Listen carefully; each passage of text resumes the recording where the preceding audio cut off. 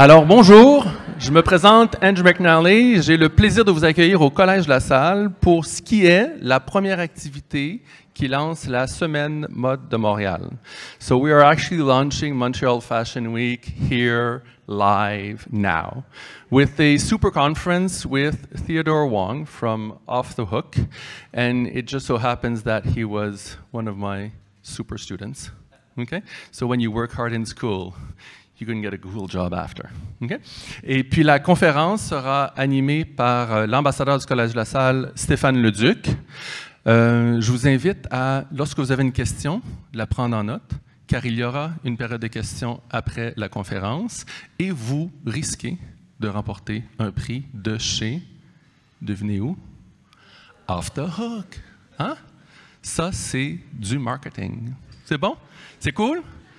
Alors, bienvenue Stéphane, bienvenue Théodore.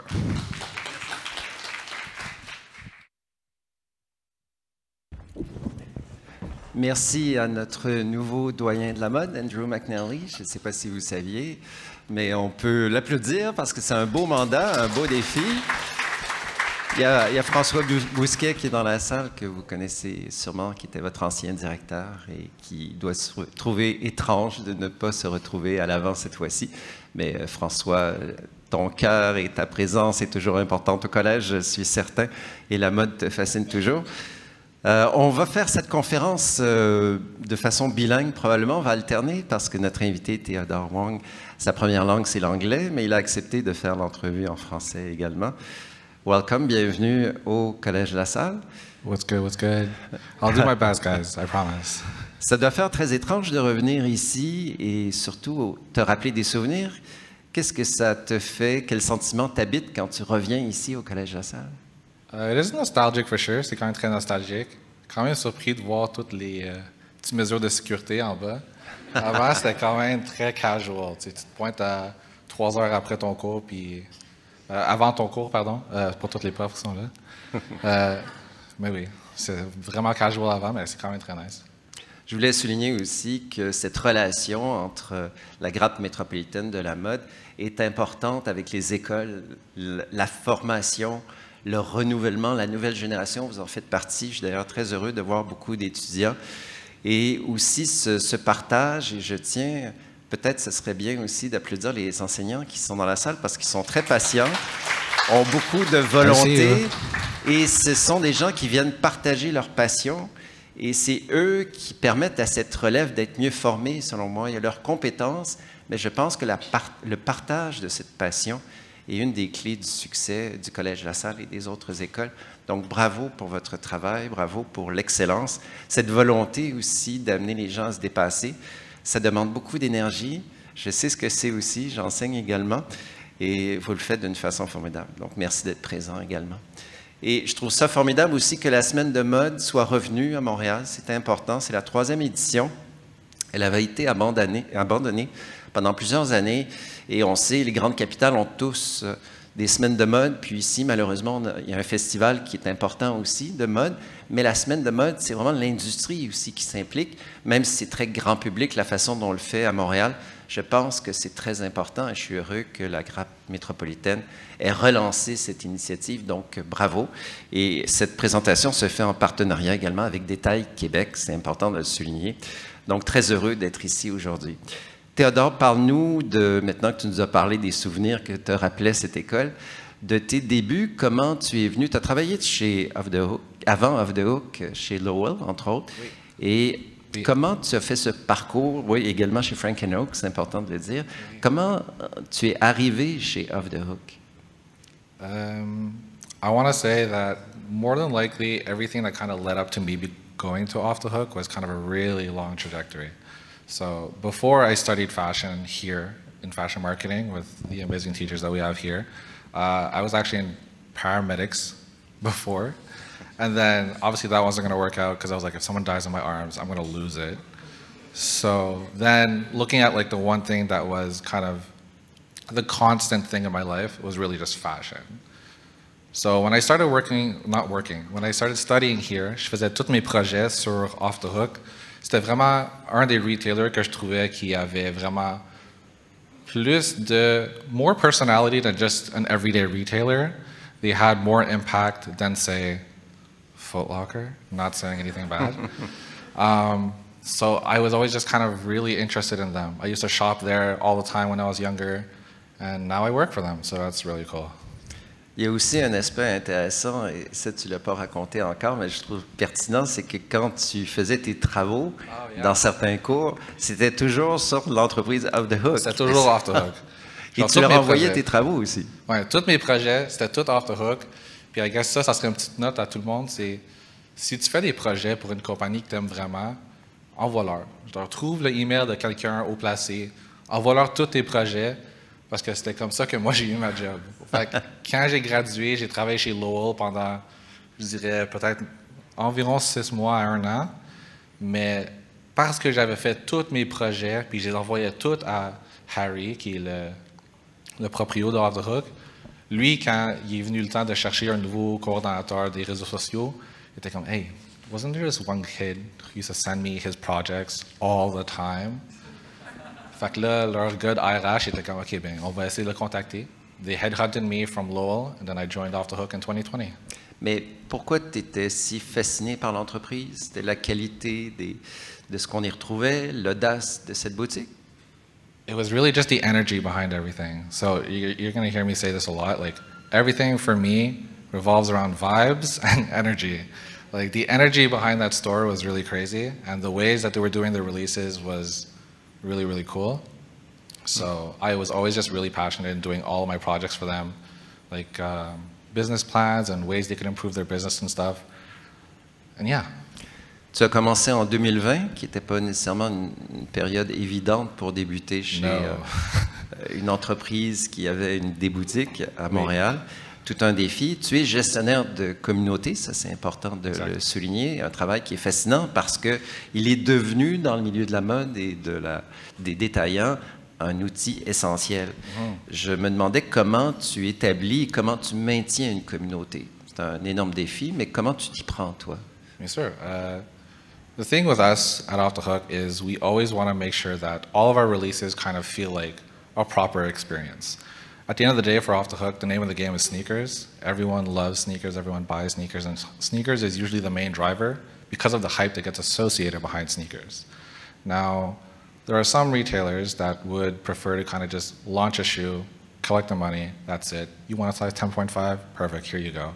Call it a day. For us, it's always about trying to make it an experience. Donc, quand on fait nos activations, on essaie de faire en sorte qu'on est capable de créer des nouvelles memories for you guys. So, say for example, the Montreal bagel, right? We could have just taken the inventory, we could have just released it early and just called it a wrap. But for me, for someone who used to shop at Off the Hook, I figured, how do I make this a bit more exciting, a bit more memorable? So we got a food truck. We started serving bagels out of the food truck. We co-branded it. I somehow found the truck and got it rebranded, repainted, restickered, everything in less than a week before launch day. We renovated our entire second floor to make it look like a bakery. Not everyone's going to be willing to do that, but for us, it's important that the experience remains at the center of every single release. L'expérience d'ailleurs a été un succès phénoménal. Est-ce que tu dirais que ça a attiré des nouveaux membres dans cette communauté, cet événement? Oui, c'est sûr. Dans la file, j'étais là durant la journée, dans la file, on avait 400 plus personnes environ dans la file durant one of the biggest snowstorms of the season that time. And the line went from the door all the way around the street, behind the store, into an alleyway, all the way to the next street over. I'm sad to say that not everyone got a pair that day. We definitely tried to make it so that we would be able to get pairs out to as many people as possible.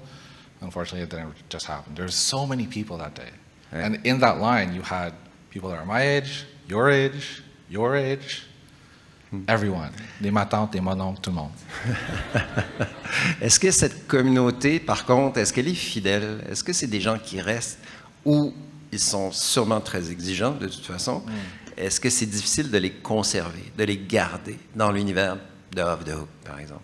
I think at the end of the day, especially when you work in an industry that is very hype adjacent, I guess you could say. There is always going to be that clientele that kind of wants just the next best shoe, whether it's like Pata and Air Max, or if it's Pata and New Balance, if it's Brain Dead and Oakley. There's always going to be that target clientele that really just kind of buys everything for the hype, but then you're always going to have those OGs that kind of shop with you from the beginning. And that's kind of at the core of everything that we want to do. You'll see it when you go to our store. Our sales reps are all very personable. They take an interest in how you dress, and we will suggest things to you based on how you dress. Not just based on what has the biggest price tag, but how you dress and how our products can help develop your style. And so by doing that, then we get a younger demographic that comes in when they're younger, like me, I guess. And then you grow up and you kind of still shop at Off the Hook, not necessarily for everything, but you at least know, hey, you know what? If I need a new winter jacket, I'll check Off the Hook first, and then I'll check everywhere else afterwards. Quels sont les défis, en plus de ceux que tu viens d'expliquer, auxquels tu es confronté régulièrement ou même peut-être constamment aussi? Managing releases is definitely the hardest thing I didn't think I would have to do, but especially when it comes to getting product in a limited capacity, trying to formulate your releases in a way that makes it fair for every single person involved is one of the hardest things, because then you have people that are like, oh, well then make a raffle, but then with raffles there's bots. Right. Oh, do it online because I can't make it to the store that day. Well, online there's bots. Do it in store. Well, then in store there's people that come line up 3 hours, 24 hours before.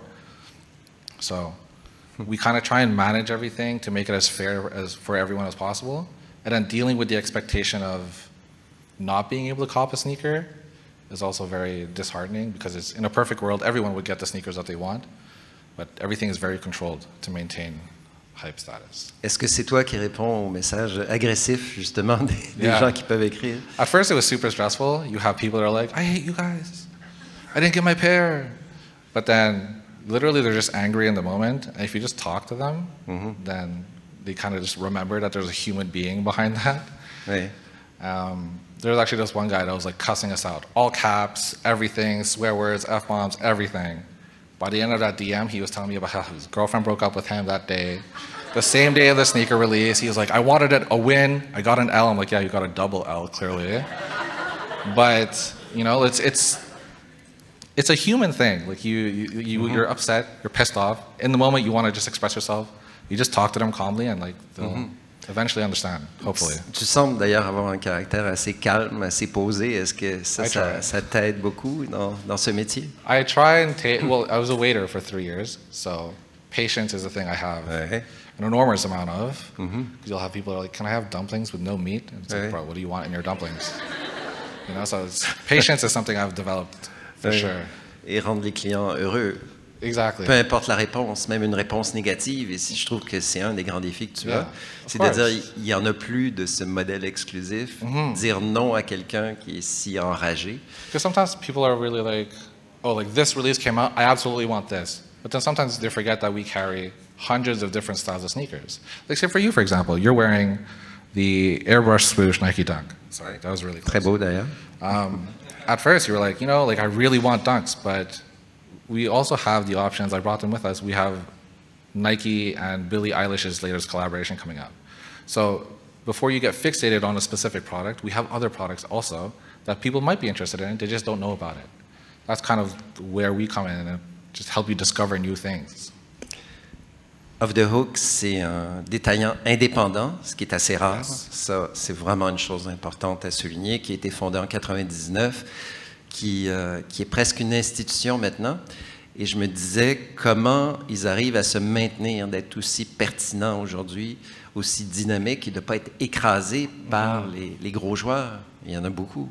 Yes, there's a lot. I think it helps that we've been around forever. Well, not forever. Sorry, 25 years sounds like forever to me. But definitely at the end of the day, when you work in a hype-adjacent type of industry like streetwear, the releases is everything, but how you deal with those releases is also kind of, I think, what sets us apart from everyone else. Like putting in 1 month of work as like a really small team to do something as big as what we did for the bagel is not something that every retailer I think would do, just because of how time intensive it is. It makes no sense, honestly, business-wise, the amount of time I spent on that project, but it came out phenomenal. So I think that's one of our strong points for sure, making releases feel special.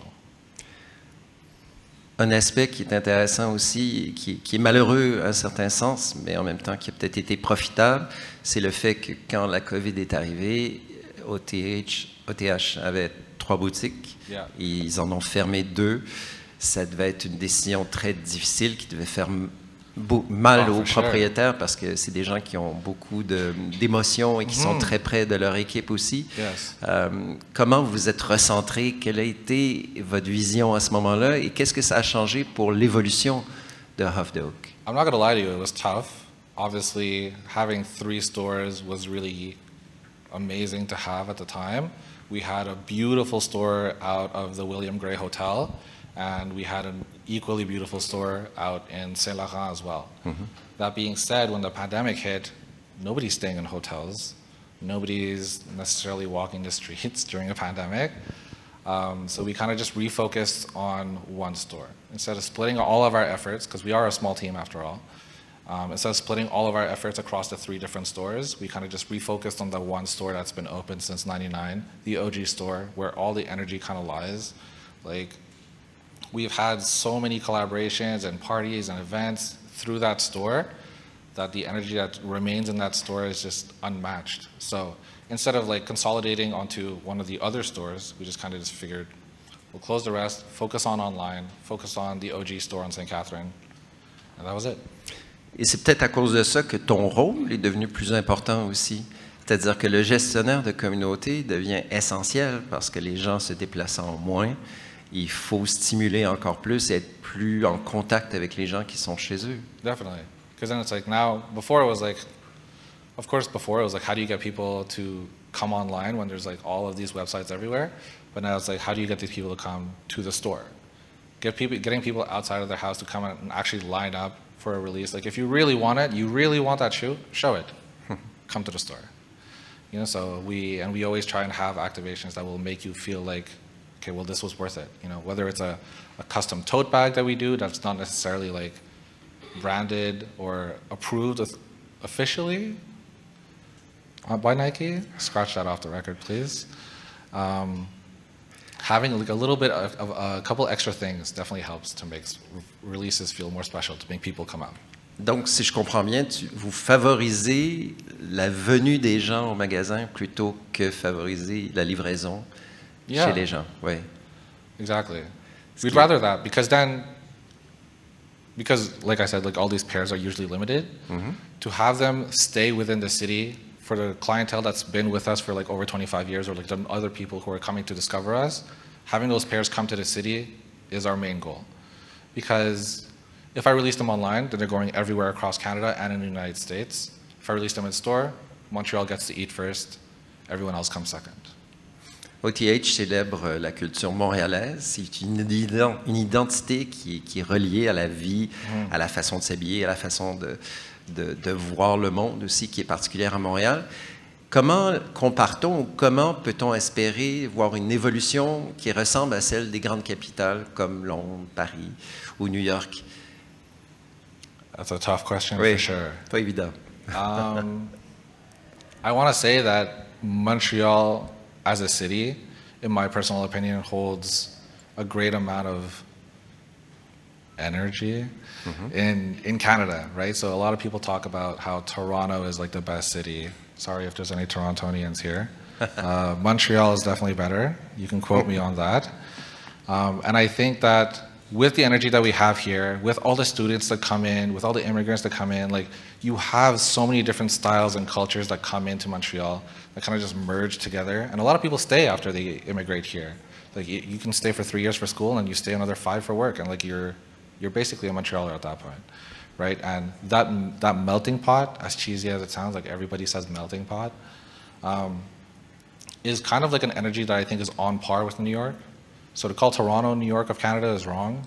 Montreal is really kind of more where it's at. So eventually we will be able to get there. And it's not like Montreal doesn't have brands or designers that are recognized worldwide. You know, like we have Dime, we have Jound, we have so many other brands that are up and coming.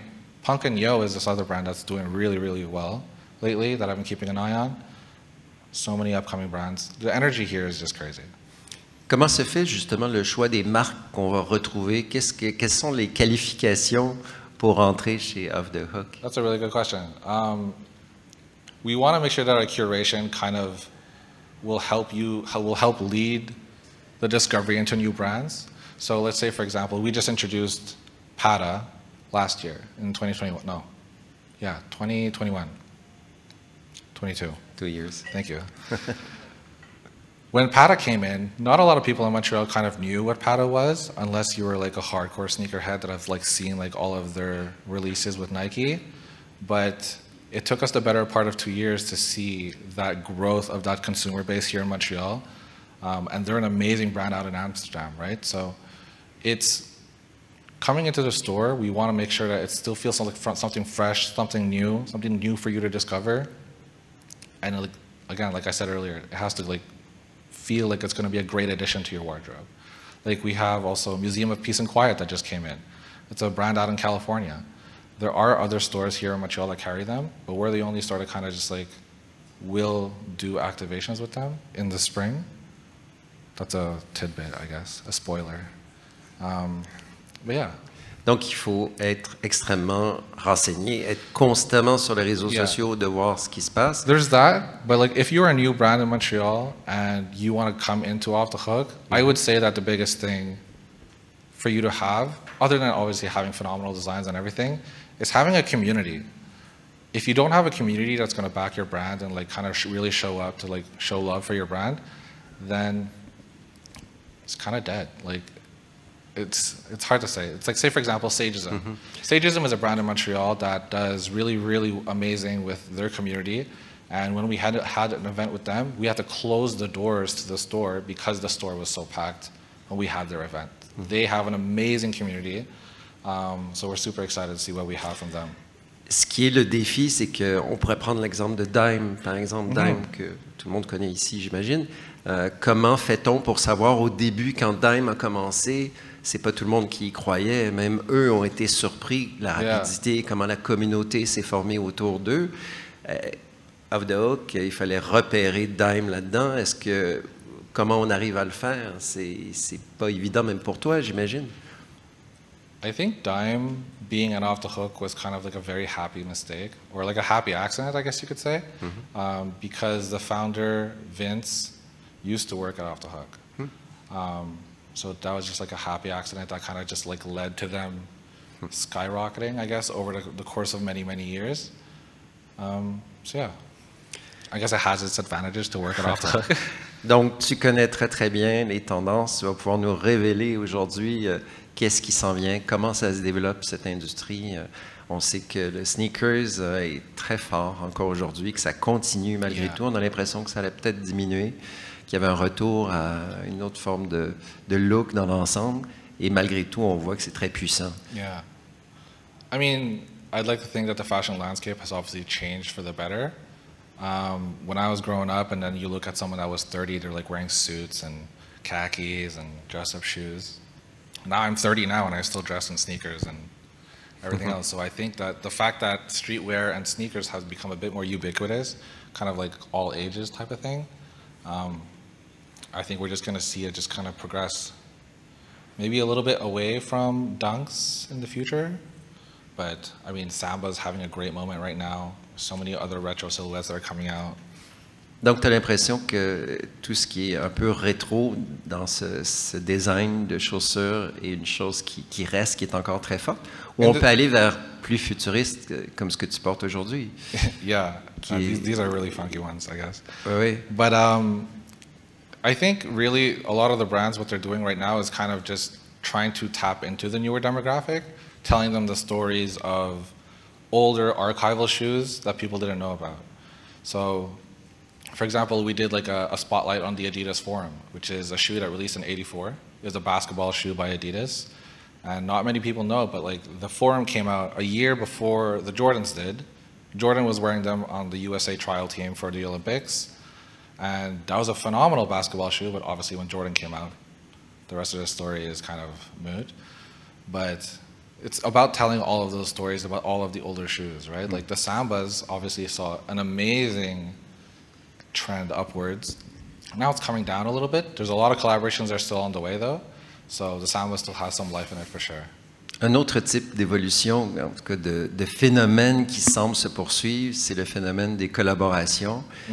On pensait que c'était peut-être un engouement qui allait se perdre et au contraire, ça continue, toutes les grandes marques le font.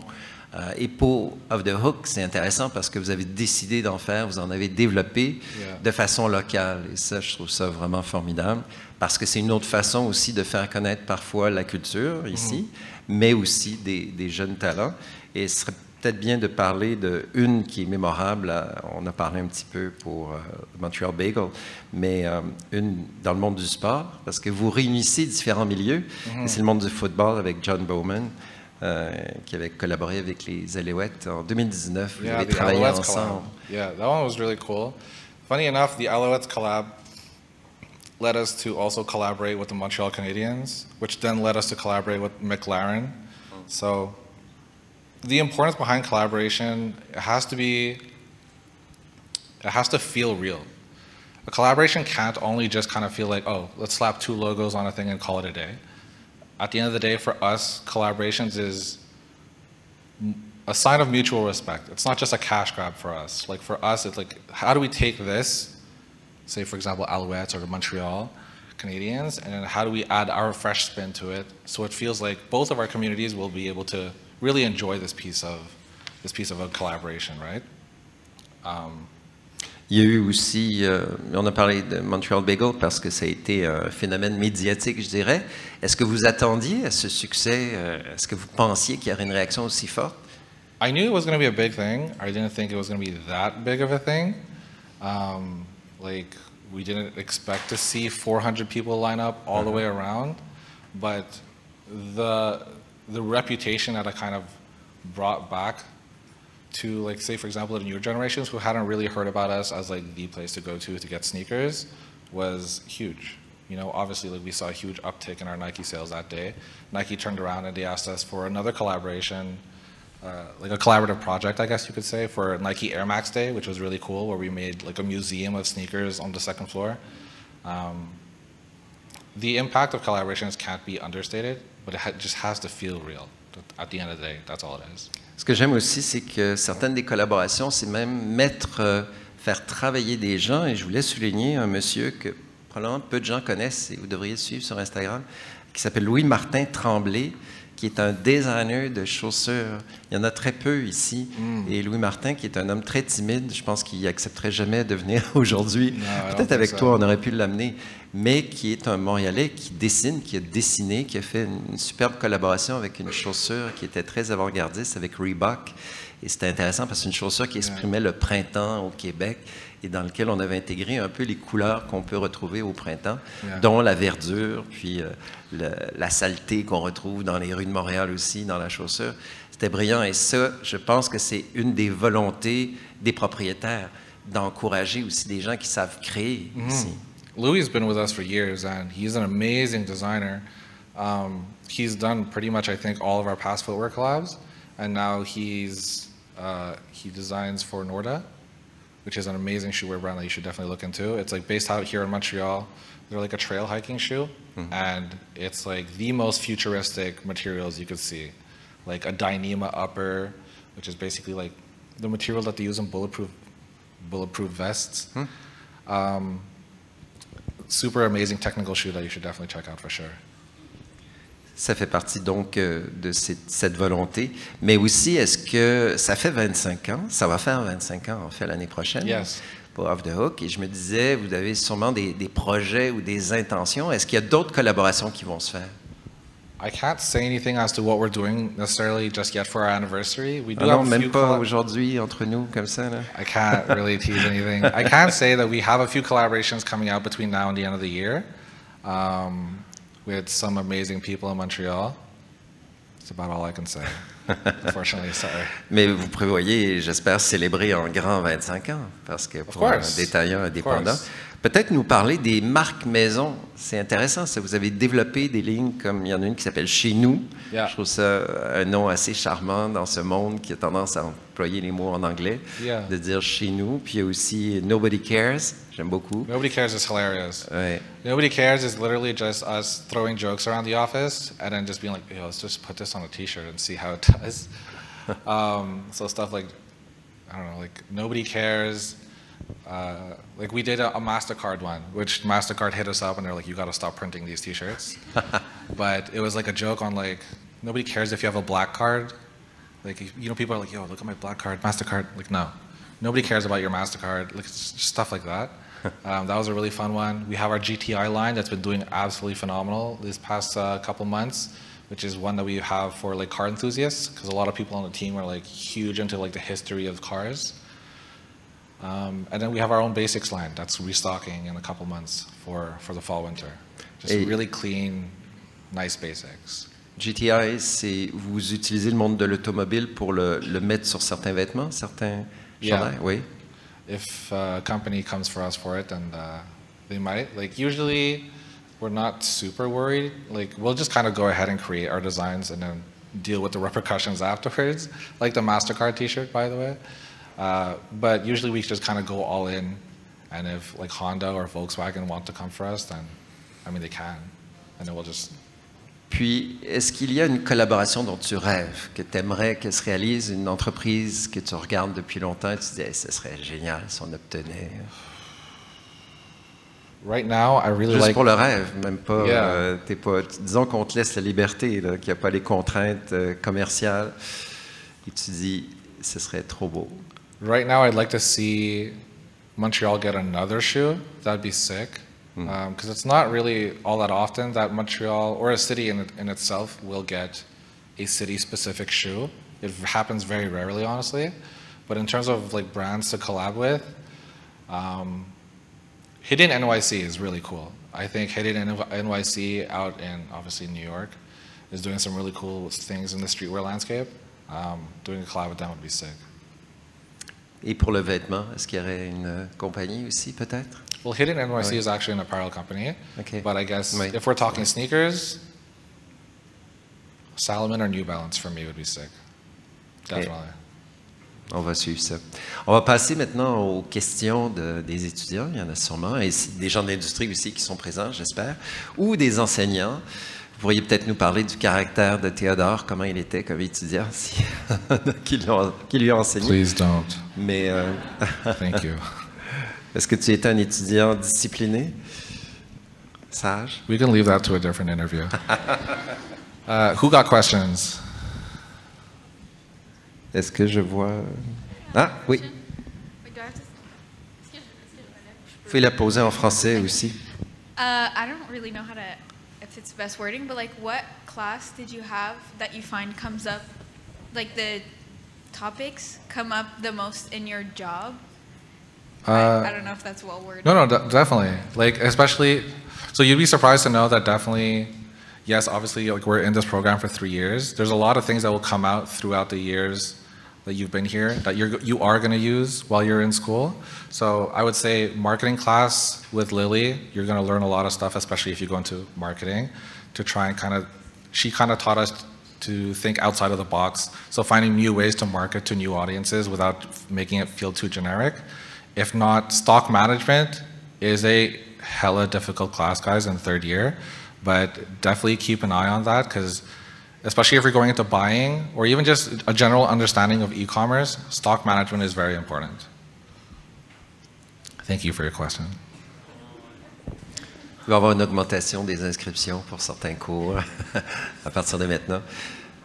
Est-ce que tu avais un conseil aussi pour... Est-ce que les stages, c'est un aspect important quand on termine?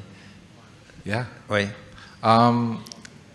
Are you like asking if we have stages? Is that what you're asking? Oui, je me demandais si, en attendant peut-être d'autres questions, je me disais que ce serait important d'en parler, les stages, ou qu'est-ce qu'il tu as suggéré d'écrire quand on fait des travaux sur des entreprises? Est-ce qu'il y en aurait d'autres conseils? Spamming someone is definitely not like the recommended way to go, but it's a great way. It's a great way to be remembered. Sure, like might be a little bit negative, but like it's they remember you at least, which is kind of how I got my job, I guess. Internships at Off the Hook, we definitely do internships. That's the sentence. So yeah, you can hit us up by DM first, and then we'll send you the email to our community manager. Oh wait, that's me. You can, yeah, just hit us up in the DMs and I'll answer your DMs, no problem. D'autres questions? Yes, Theodore, hi. I'm an instructor, but I've never had you as a student. No, I we have haven't. a question for you because I do know there's students here today that are hoping to start their own business. You spoke about brands that have no community. So if I were to throw you the scenario that you are now a community manager for a business that's a startup, Okay. and you had to build a community, Sure. what would be some of the advice you would give these youngsters? If you're looking to build a community, I think at the core of all communities, your storytelling should be on point, and kind of just being able to associate the storytelling behind your brand and where you're trying to take it to, the easiest way to explain this is, I guess, a tribe will help you show your future consumer base, like, this is part of the lifestyle that you want to live. So say, for example, right, Stussy. Stussy is a huge brand, especially in streetwear, but you can see someone wearing Stussy and kind of automatically connect with their fashion choice. So if you're able to have phenomenal storytelling and be able to associate your brand to a specific lifestyle or specific tribe, then that's going to help you explain your brand and be more discovered earlier on, for sure. Thank you for your question. Très pertinent. Who else got one? Pas d'autres questions? Ah, oui. C'est bien, il faut faire monter les enchères pour la carte cadeau, là. Hi. Hi. Actually, I work for a fabric store. Okay. So like my connection with designers, with local designers, is like an everyday thing. And like I have a question. Like Montreal is like a big fashion industry, like Yes. big city for like fashion. And now like more and more people are more conscious about like buying local and stuff like that. So my question: do you see any big market for local designers in the future here? I do see a big market for local designers, but the big struggle for them is to really be able to kind of show their consumer and convince their consumer that their products are going to be better at the end of the day, because most of the local designers are obviously more expensive, and it's kind of unattainable for some clientele. But if you're able to show the value behind your product, that the price tag that you're paying for is worth it compared to whatever you can buy, I guess, on Shein or Temu, I think it is, the new one now, then for sure there's definitely a market there. Merci. Thank you for your question. J'ai une autre question, ça va peut-être laisser le temps aux gens s'ils en ont une autre. Et il y en a une qui me fascinait, qui est reliée à l'éducation, la formation aussi. Yeah. Et parce que toi, tu as étudié, tu as appris ce métier, tu es venu dans une grande école, mais les fondateurs, Harry Dracopoulos et Angelo Destunis, c'est important de rappeler leur nom, ils avaient 23 ans et 19 ans quand ils ont créé Off the Hook. Aujourd'hui, ça fait 25 ans qu'ils sont dans le métier. C'est en 99, ils n'avaient aucune expérience dans la vente. None. Est-ce que c'est possible aujourd'hui? Moi, je me dis, c'était le fait peut-être d'une époque ou d'une génération où on pouvait se lancer sans savoir trop dans quoi on s'engageait. Est-ce que ce serait possible aujourd'hui, tu crois? I feel like yes, because there is so much information that is easily accessible now that we have the internet. Like in '99, I think dial-up was the thing, but like you couldn't really get information like this. There wasn't that many archives on the internet. Now you can find archives for anything. You can find like pictures from an archive RAF show from '98. You can find archives from like a Ray Kawakubo show from '93. You can find everything on the internet. So I think yes, it is possible to start up a brand or a brand. With little to no experience, because you will learn as you go. Eventually, you're going to learn something. Et malgré les erreurs, c'est pas grave. No, exactly. Like I think I said this to another class that I had gone to. My number one advice to anybody in this room is to just try everything, because you're never going to figure out what you are really passionate about unless you don't try to do it. Like, I didn't think I could be creative enough to hold activations that would draw hundreds of people to a line, but because that was my first Nike project. I'd never done a Nike project before that. But if you don't try and figure out how to do it, then you're never going to learn. Donc, pour toi, l'instinct, la passion peut être encore le moteur du succès pour une entreprise. Of course, definitely. Like, even if you think like you're not creative, everyone's creative. You just haven't really tapped into it just yet. And it's by putting yourself out there, by trying a lot of different things, whether it's photography, beat making, design, just try it. And if at the end of the day you let it go, then you let it go. You have another 75 plus years of your life to figure something else out. Mm-hmm. Mais tu ne regrettes pas d'avoir été bien formé, par contre. Yes, of course. Important de souligner. D'autres questions avant de terminer, de conclure? Hello. Ah, oui, avec la lumière. Oui, je ne vois pas là-bas. Oui. Dans ta carrière, quand tu as commencé, tout ça, c'était quoi la chose la plus stressante pour toi? C'est qu'est-ce qui a été le plus challenging, comme en sortant de l'école? C'est quoi qui... Qu'est-ce qui a été le plus challenging pour toi en sortant de l'école? Imposter syndrome. Coming out of school and joining like a professional workforce, you're kind of like, okay, but I'm doing this for you, like a company. Are you sure you want me to do this? Getting over that is a big step, but once you understand that you're there because of, it's like it's the right time for you to be there. That opportunity was presented to you at the right point in time because you made the right moves, whether it's by working hard or making a connection or whatever. That opportunity was made for you. So it's kind of just, you gotta grab it and make the most out of it. So for me, in the beginning, because I started off as just like a social media coordinator, I would follow everything that they would say to a T. And had I just done that, then I probably would still be a social media coordinator, and all I would do is just post to Instagram, and that's it. But over time, as I started understanding that like, I have ideas that could be pretty cool for you guys, then I started taking on more responsibilities. They gave me more to do. So I helped create the raffle process that we used during the pandemic, because back then they didn't really have a raffle site. So we made a whole new raffle site, created a new way to kind of just filter through bot systems manually, and kind of just, everything just kind of grew from there. I had my New Balance project and my first Nike project. I never thought I would be able to do that after being a social media coordinator. Like, those things aren't tied together necessarily. IG, marketing activations, but I'm here now because I tried, so it's working well, I guess. Thank you for your question. Autre question? Oui.